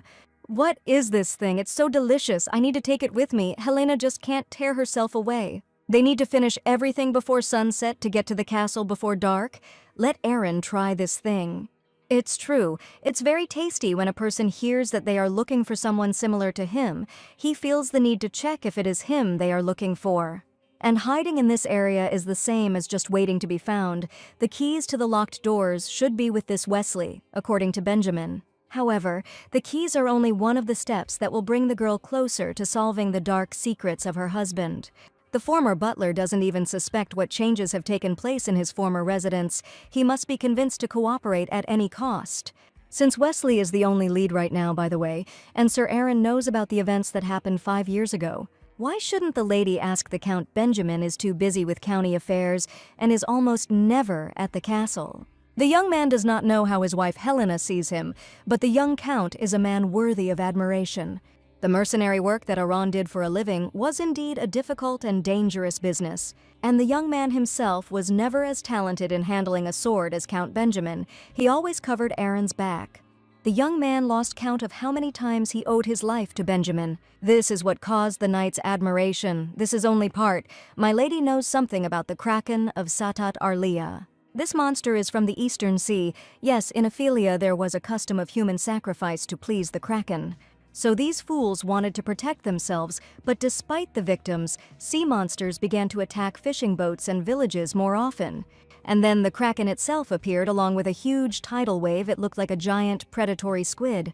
So Ophelia ended up half-flooded. The mermaids captured the city, but in the end people still defeated the sea monster.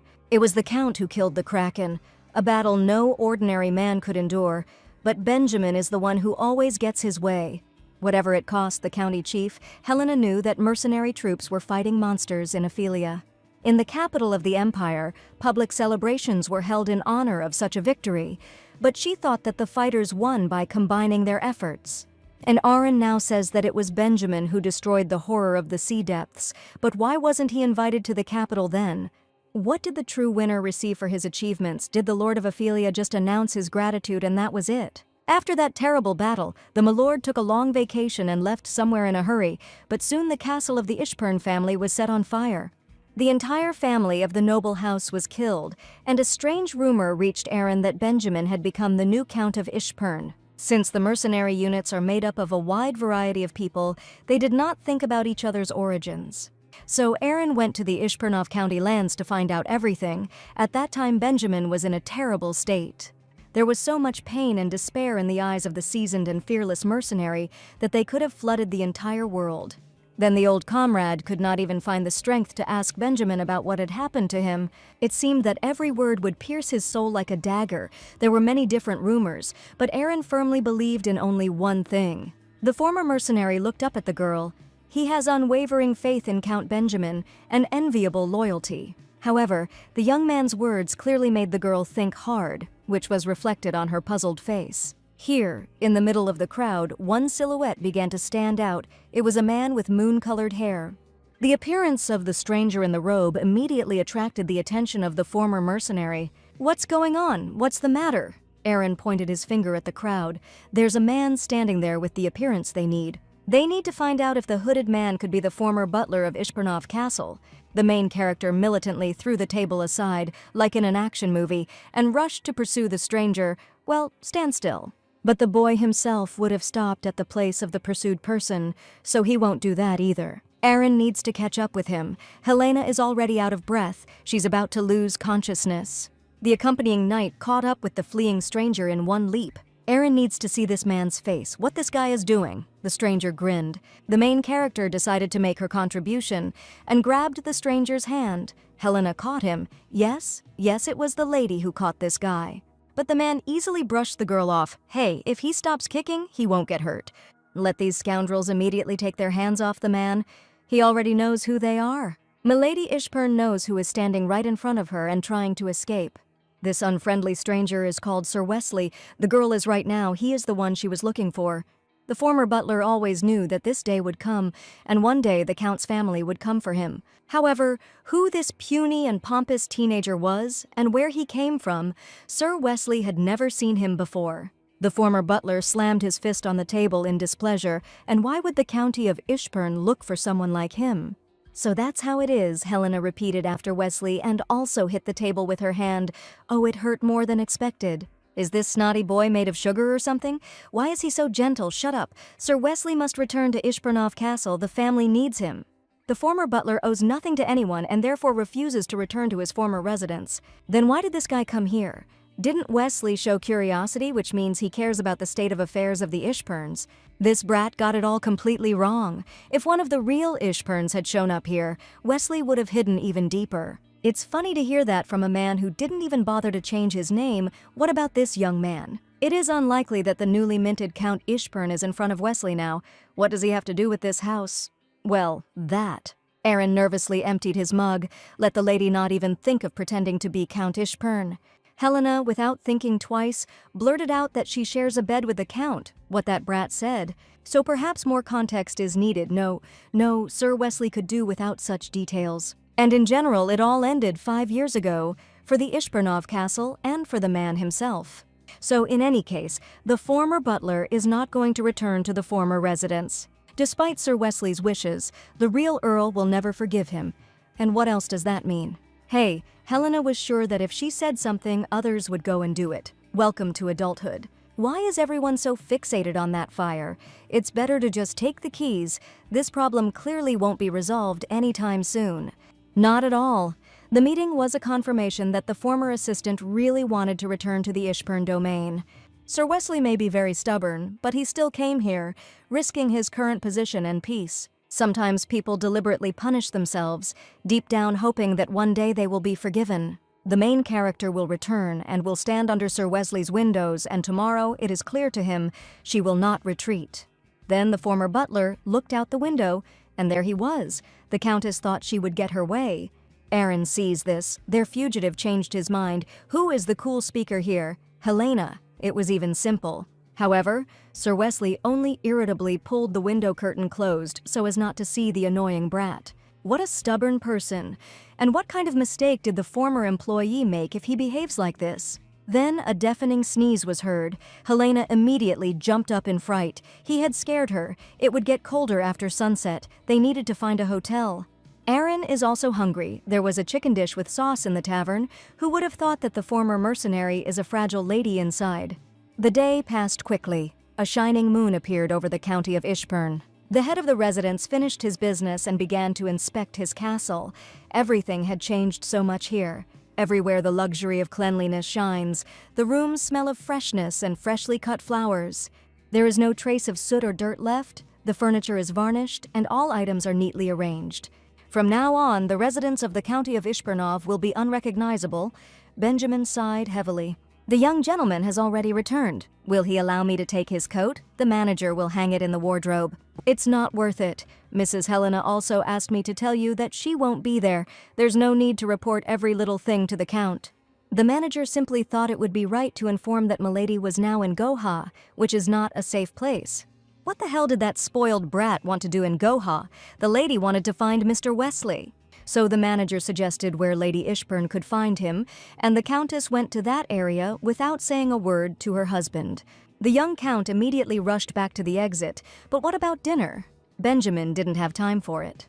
The enraged young man instantly ran out of the residence. He was forced to go to the lands of Go. And this could have been a quiet evening. Benjamin immediately found himself in the saddle, and now, under cover of night, he needs to go after this girl. The puzzled manager escorted his master and asked him to be careful. The night flew by unnoticed. The morning came and brought the main character a great disappointment, such as, how come Helena was sure that she was right and would easily bring Wesley to the castle, but he ran away from her at night? And where did this man go? The man said that it was time for him to enjoy life and left. Why is that boy growling? Wesley said he was going to head to Lily for a good night's sleep, as there were plenty of such hot spots there. Apparently he gambles or drinks, which means he's definitely not going to work. Aaron's nose has been running since yesterday. Wasn't he a mercenary? Why was he so weak? Mercenaries also get colds, but this doesn't look like a common cold. Then a loud sneeze was heard. The knight's drool and snot flew at the girl. She will pretend that this did not happen for his safety. The main character picked up a sparkling hair from the floor. That's how it was. Well, what can I say? The old worker really went off to enjoy his life to the fullest. Flamen will bring peace to the weary heart of a wanderer for half a month. It is a house of pleasure or something. Surely, wait a minute. Are they really just going to walk in there like that? A lady can't behave like that, especially a married one. The young travelers were immediately met at the entrance by an incredibly beautiful girl with scarlet lipstick on her lips.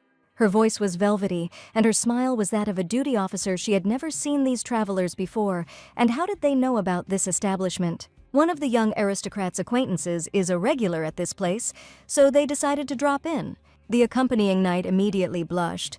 This place, there is clearly something wrong here. They only have special girls. Will the young master be able to satisfy them? Aaron stared at Helena in shock. This place is so strange. It makes the knight's eyes water. It will stop as soon as the princess leaves here. The main character pushed the knight out and gave him a kick so he could wash up and finally pull himself together. The girl slammed the door, so the young gentleman is here looking for one person. An aristocrat needs a girl named Lily. He wants to meet her. The girl immediately became worried. And what did the young aristocrat say? Apparently the gentleman is very brave, that's true. Meanwhile, the knight was collecting a bucket of water to wash his face.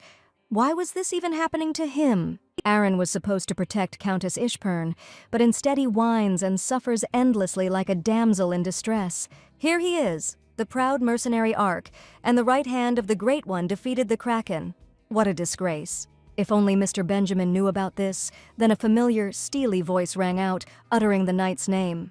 Oh, that's disgusting. That's it. Aaron is in trouble. Where is that woman? Sweat was pouring down the young count's face, apparently. He had been racing to Goha headlong without rest.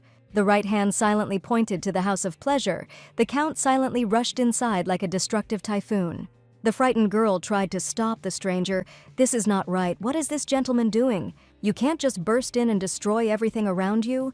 The residents of the Flamen house might get scared. Let the manager of the pleasure house not come near the count if she does not want trouble. The count instantly found the room he needed and opened the doors. He really scared Benjamin. What had he forgotten here?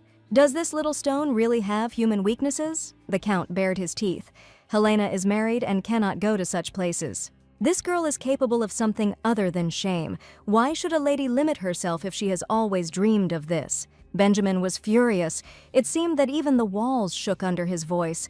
This empty shell was completely unfit to be a countess.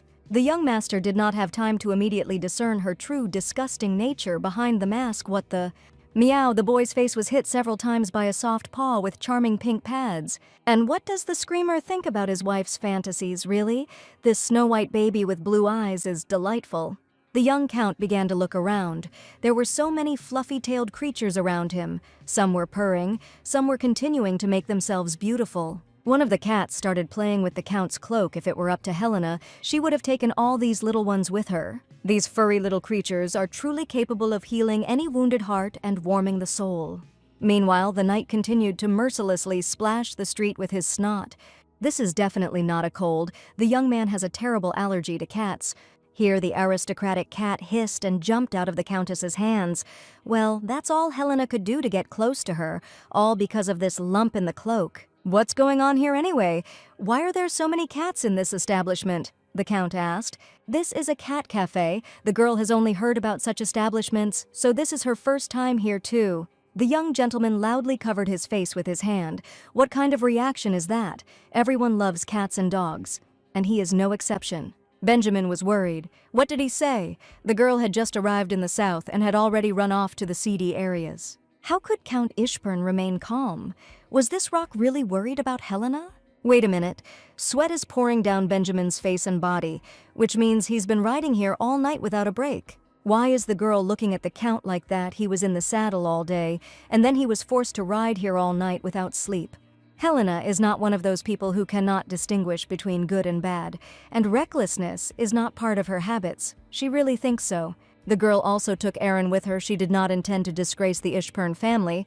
The Count meant that he was worried about her. What is he saying now? Benjamin was disgusted by his wife. He chose her only because of her father's money. And during all the time they spent together in the south, the Count didn't even want to treat her like a human being. But if this is indeed true, Helena regrets making her husband worry. The girl always had a tendency to overdo it, so she could really act recklessly.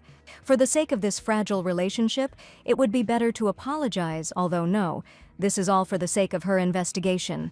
There is no point in attaching great importance and value to the Count's words. He clearly does not value them. Here, the handsome young man suddenly reached his hand towards Helena's face, and she immediately froze in shock. What Benjamin is doing?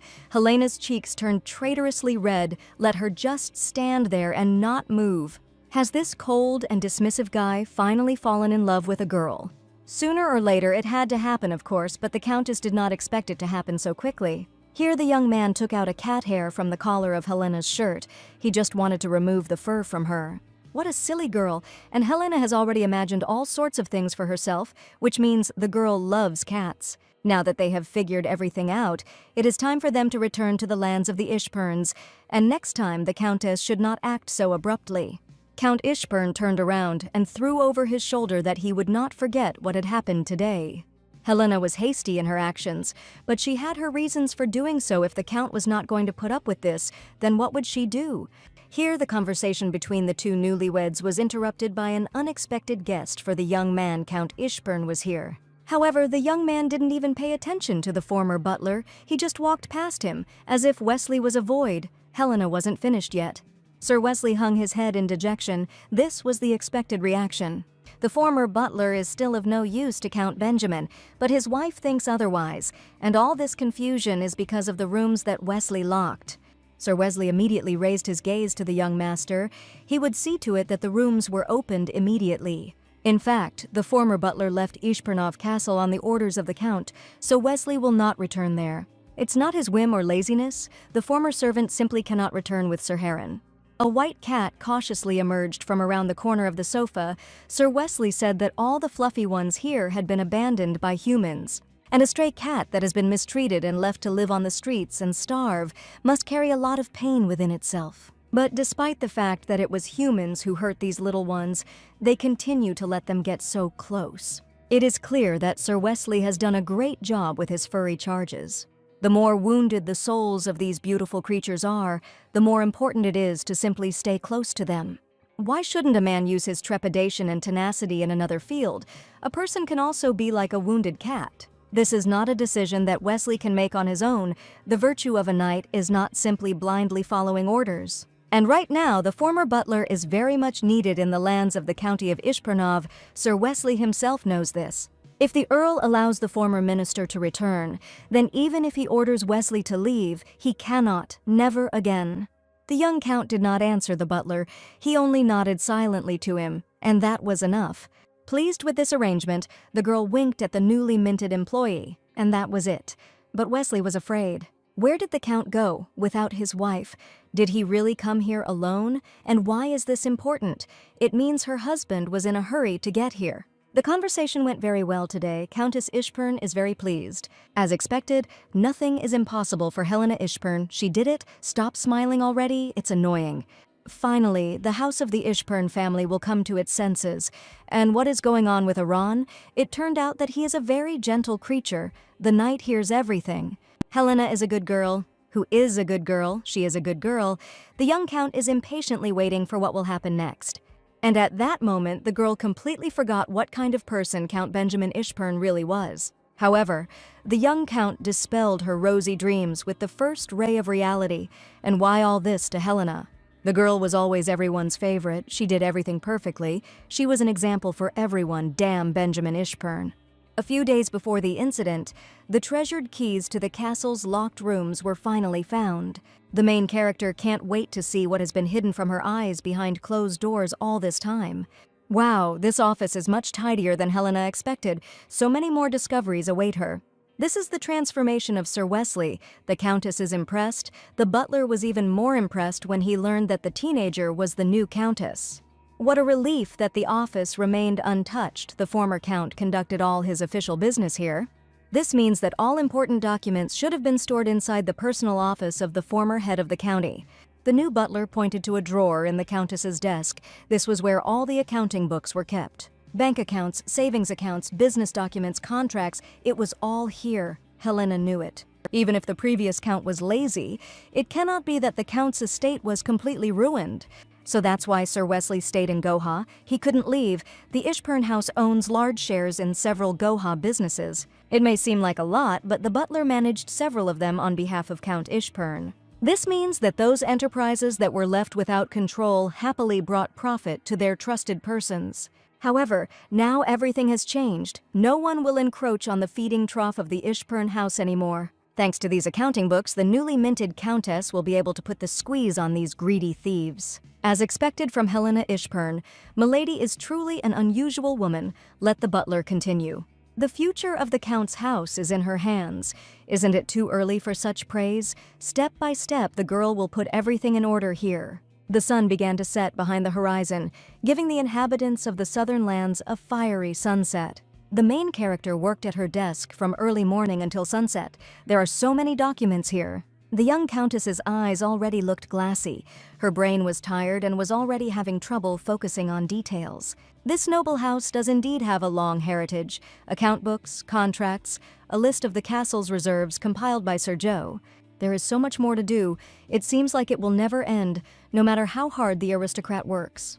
And what kind of place is this? And here is the head of the county, Benjamin. He must be here for the first time. This is the main office of the Ishpern residence. It was always locked, but thanks to Sir Wesley, it was finally opened. And most importantly, the Countess found all the necessary accounting books here. What luck. So now the main character will be able to take on the management of the county's holdings properly. Helena Ishpern brings pride and grandeur to everything, and under her leadership, the southern lands of Barwood will gain glory. There are no barriers for the magnificent Countess. What the hell? Why is this girl waving papers like a sword? What's the matter?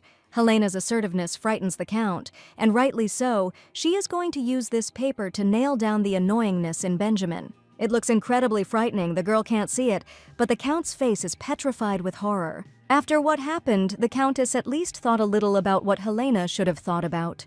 The Count had come all the way to find her, but Milady had already apologized for making him worry. As for the rest, Benjamin himself looks for hidden meaning everywhere, so it's entirely his fault. Helena should talk about her plans before disappearing. And then next time, maybe the Count will go with the girl. Yeah, what is it? It's hard to replace. There is no replacement. Helena generally listens to Benjamin. The girl's reading was interrupted by the sudden approach of the Count. What is he doing? Everything is clear to him. He made a decision. What? Since the Countess is so invested in the Ishpernov castle, she deserves a role that reflects this. What is the young man even talking about? Let him say something more specific. Let Helena not worry about anything. It doesn't work that way. And today, let the workaholic not expect Benjamin to help him fall asleep. What a mean thing. First, this cold, handsome man put her on his strong back, and now he took her away like this. For what? Helena is not at all fashionable to understand this type. His appearance is the embodiment of everything beautiful, but his insides are a cunning and dangerous snake. And now, the girl doesn't even have time to be upset. She has a mountain of work ahead of her. Yours, a piercing female shriek was heard throughout the county residence. Let my lady calm down, they're all fake. What the hell, Helena just came 5 minutes closer to death. This room was discovered when the first floor was being cleared, hidden in a far corner. What darkness. All these things are also painted. This is some kind of unhealthy tradition of the Ishpern house. Why do and keep such things? Just don't let Joe tell you that the Ishperns were some kind of cult or sect that worshipped monsters. Well, judging by the dirty sock lying in that corner, someone sat there all night. Apparently this man was absorbed in his work and simply passed out right there. And what is this? The wooden carving is quite impressive. There is an inscription here, to Count Winston from Hodlin. What? We are talking about Helena's home, but what should this mean? How is this darkness connected with her last name? And this room was not locked. No, this part of the castle was destroyed, so it was not visible. This is Benjamin's personal room, and there will definitely be clues here, because this is the Count's workshop and personal boundaries must be respected. But to prevent rumors from spreading, it's better to tell the servants to stay away from here. This room is weird, but they need to focus on the ballroom on the first floor. Then a worried butler entered the room, and Milady Ishpern was expecting someone today. Sir Wesley, seriously now, who would Helena invite to these ruins? The butler exhaled heavily and shook his head. The fact was that the guests had already arrived at the Ishpern residence. What other guests? The girl doesn't understand at all what's happening now. She doesn't even know anyone in the southern lands. This is a bad thing. What could have been the reason for the guests arriving? And who are we talking about? Who came to the county? That's the whole point. Countess Bryce and Viscountess Batch, leading ladies of Southern high society, have arrived. And the most serious problem of this day is Duchess Muriel Russell. She is the benchmark for all the high society of the South. The guest room was crowded with distinguished guests exchanging the latest news, and to think that she had abandoned her little daughter and run away. Helena's first appearance in high society as the daughter of a count, it was not worth bringing a dancer into the family. They are all so flighty. And Sandra even had a secret affair. What shamelessness, poor Count Winston. He warmed a snake on his neck. If the girl cries, her dad will worry. If she complains about gossips, they will get into trouble, which is good news. Besides, if the father intervened, no one would dare to spread dirt about their family anymore, even if it was true. However, Helena does not want to appear weak and pathetic to everyone thanks to her terrible mother. She has already become the subject of discussion. The girl was able to cope on her own. The heiress of the Winston house curtsied gracefully and thanked the guests for their visit. And it was then that Helena learned that even a smile and laughter can be turned into a weapon. From that moment on, the girl decided that she would no longer allow anyone to belittle her because of her mother's sins. Meanwhile, 3 disgruntled noblewomen stood at the main entrance to the Ishpern castle, and when they came out to greet them, is it really true that there aren't even any servants in the Ishpern house? And with such an access road, how could one expect anything else? After all, the Duchess of Russell had come such a long way here, they wouldn't dare ignore her, otherwise this house would be erased from high society forever. Here the main character stepped in. It was a great honor for the Countess to meet the noble ladies of the southern lands. The girl broke into her most radiant smile, Mrs. Helena Ishpern at the service of our dear guests. Arriving in the south, the newly minted Countess remained hidden. The ladies were interested, and so they met. Call it luck, Milady Helena sincerely apologizes for such a long wait. It's just that the county castle isn't quite ready to receive guests yet, so there's no way to greet the ladies properly. That is, Countess Ishpern refuses Duchess Russell and treats her as an uninvited guest. This would be a terrible mistake. The main character sincerely wants to establish warm and friendly relations, but their invitations were a misunderstanding. The court aristocrats pursed their lips in displeasure. Helena has been resisting provocation since childhood. They attacked the wrong person. Milady Ishpern would not wish to receive those who could become her close friends in such an unprepared manner. The main character snapped her fingers. An hour's drive from here is the Gliss family's villa. The earldom of House Ishpern will ensure that Duchess Russell has a wonderful holiday there. The staff also prepared refreshments for the road. What the hell? Is the newly minted Countess really sending away the leading ladies of Southern society? Countess Bryce and Viscountess Batch began to whine and snort in displeasure, but a smile appeared on the Duchess's face. Mrs. Russell snapped her fan shut with a loud bang, and the other 2 ladies immediately fell silent, and it was truly impressive. The composure of the young Countess Ishpern is truly admirable. Mrs. Ishburn might have hoped that the guests would stay and pretend not to notice. However, the girl, with the courage of a lioness, insisted that she would prefer to greet the guests in an appropriate manner, even if it causes indignation. Besides, the Duchess of Russell would not dare to enter such a castle. So while Duchess Muriel will respect Countess Ishburn's arguments, Helena is grateful for her kindness and understanding. Here, steel appeared in the noble person's voice, but how could one forget what had happened? Surely young Milady Ishburn would not want the lands of Barwood to be remembered by the ladies in this way. Of course, today the Countess is forced to send away her dear guests, but she will soon invite them properly. That's wonderful. This is what Duchess Muriel wanted to hear. She will spend the next 10 days at Count Bryce's estate. This time will be enough to change the state of affairs in the Ishburn house. Of course, Countess Ishburn insistently asks the ladies to visit her county again. My Lady Helena will ensure that the ladies' memories of the Barwood lands are unforgettable. Then see you in 10 days? Well, that's it. They're all finished. The Ishburn house is doomed. It is impossible to build a palace on the ruins in 10 days.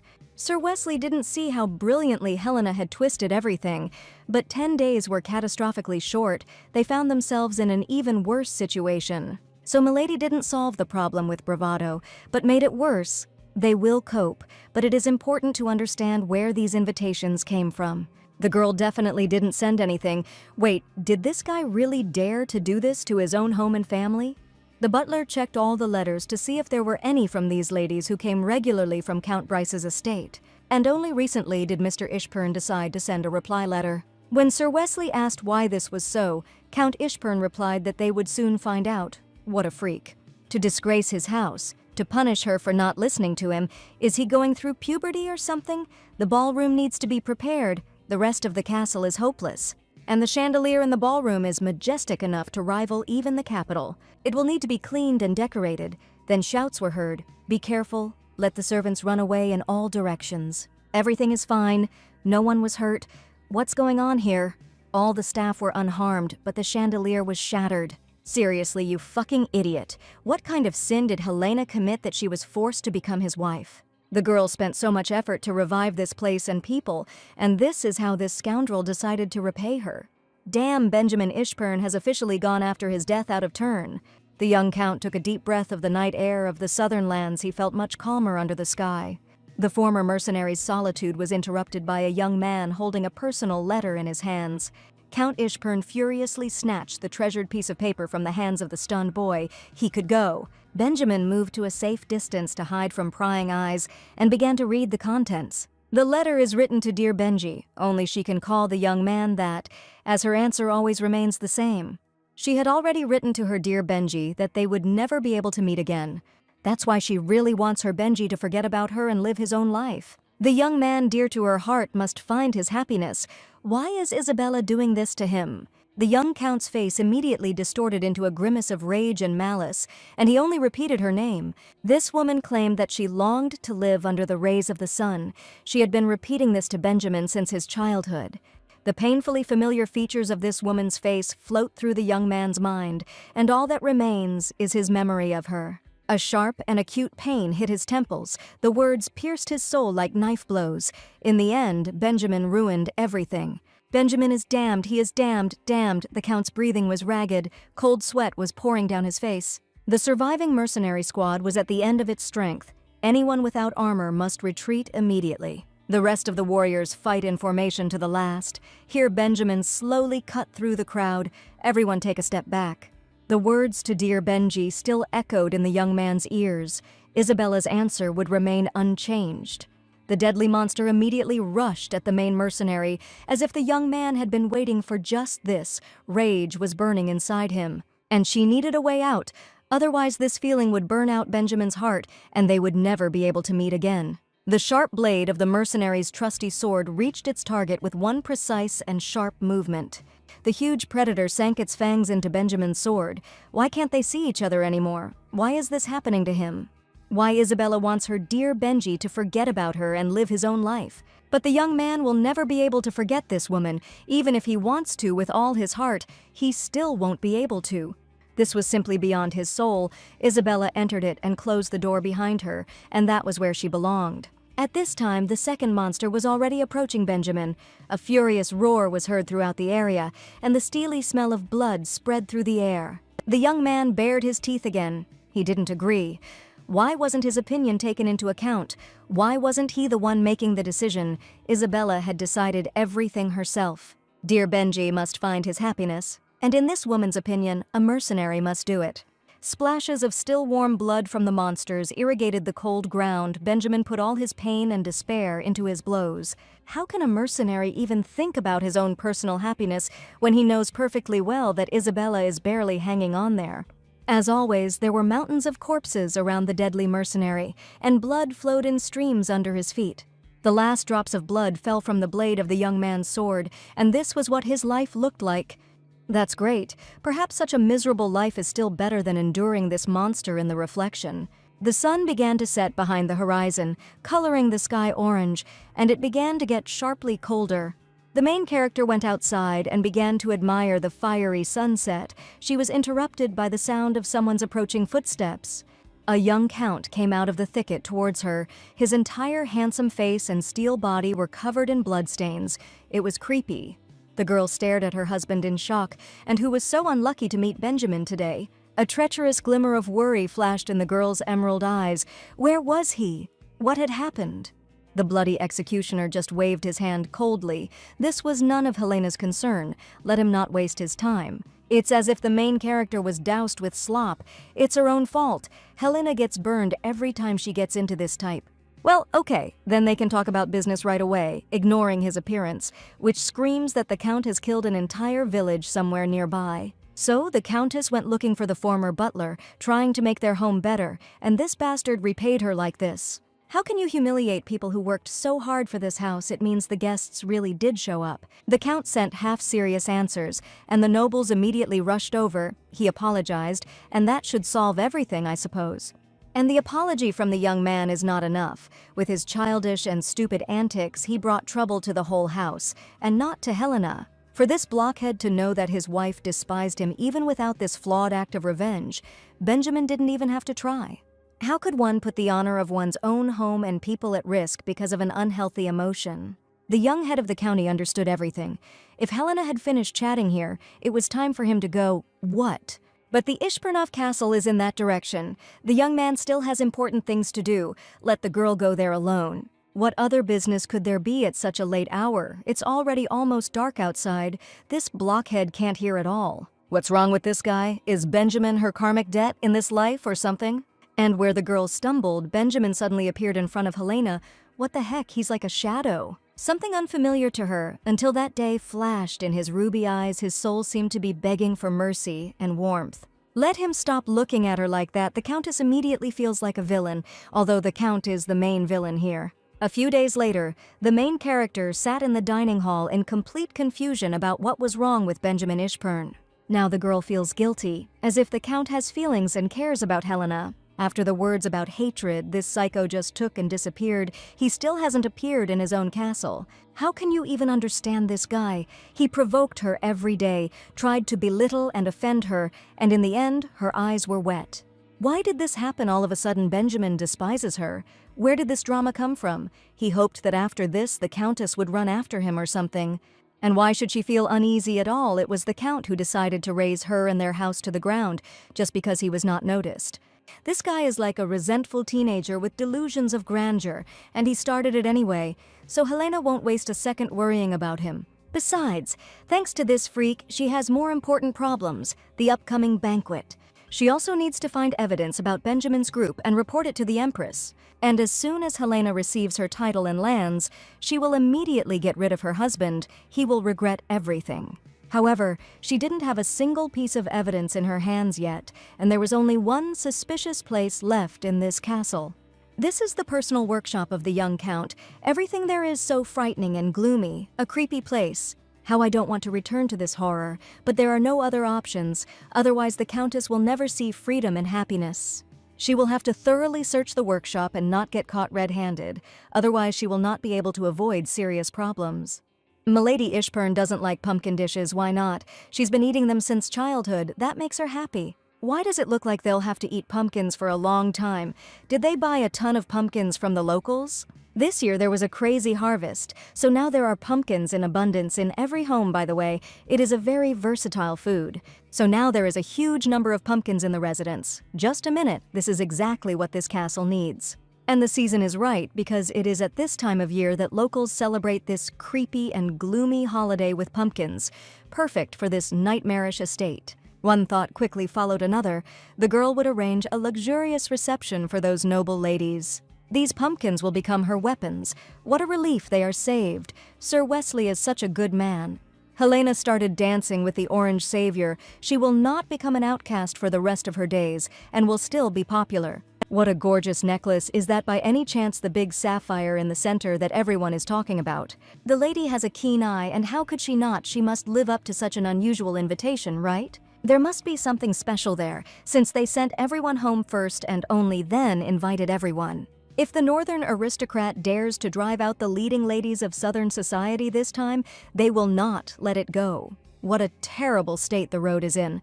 The people of Ishpern County do not take care of it at all. But the Ishpern House sent invitations to almost the entire district. Well, of course. The skill with which Milady Helena bought herself time truly commands respect. However, there is no person in the world who could build a majestic castle from ruins in 10 days.